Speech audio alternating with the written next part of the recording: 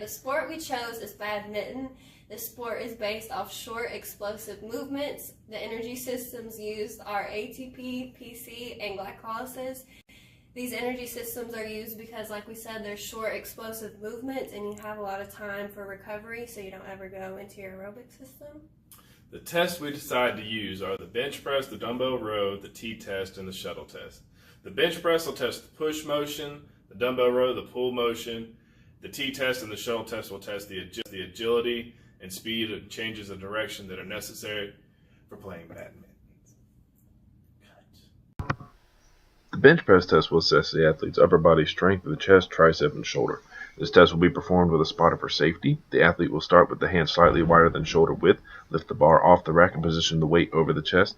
Maintaining all 5 points of contact, control the bar and lower it until you touch the chest and press it back up. Keep your wrists stiff and do not arch your back. Common mistakes are arching the back, bouncing the weight off the chest, and allowing wrists to extend.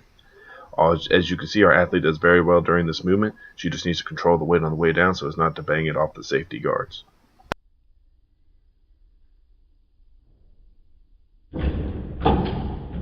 The dumbbell row will assess the athlete's upper body strength in the lats and posterior deltoids. The test does not require a spotter. We will be using the modified version of the bent over row since the athlete will be performing the sport with one arm in competition.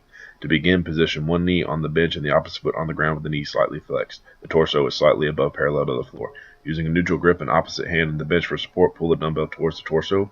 Keep a neutral spine throughout the movements and control the weight. The torso should be rigid throughout the movement. Common mistakes are jerking the weight up, no control on the way down, twisting during the pull. Our athlete does a great job during this demonstration. The T-test measures our athlete's agility and ability to change direction while facing one direction. The athlete will run 10 yards straight ahead, then shuffles from left to right 5 yards and back the other way 10 yards, then back to the center for 5 yards, then back pedals through the finish. The athlete should stay facing forward during the entire test, keep hip knees flexed during the change, will aid in increasing speed. Common mistakes are people getting turned while shuffling and not keeping hips low during the back pedal. Our demonstration shows a stutter step at the end of the side shuffles that should be avoided by using the plant and go method.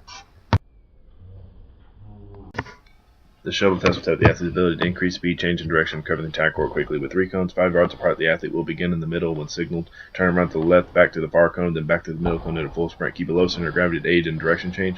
Don't reach with the foot towards the cone. He or she should rip her arm back during the direction change to twist her body around faster. Badminton is a sport that tests short, explosive movements, so the 4 tests that we chose are bench press, dumbbell rows, T-test, and a shuttle test. The bench press test tests muscular strength in the pushing movement, and the test is done with the bar over the chest. You lower and push back up and with full extensions of the arm. And then you pull the dumbbell back to the chest and back down. The T-test tests for agility and change of direction in a short amount of time. This test is done with cones shaped in a T shape, and you start at the back cone where you run forward, you run side to side, and then you back pedal back. And then the shuttle test tests speed in different directions, and this test is done with 3 cones, and you start in the middle cone, and then you run side to side, and then you finish all the way through the last cone. In conclusion, tests should always be done with a warm-up. The athlete should have a practice trial run. There should always be a spotter when necessary. The area should be clear and have enough space and away from hazards, and make sure the athlete understands what they are doing and what they are being tested for.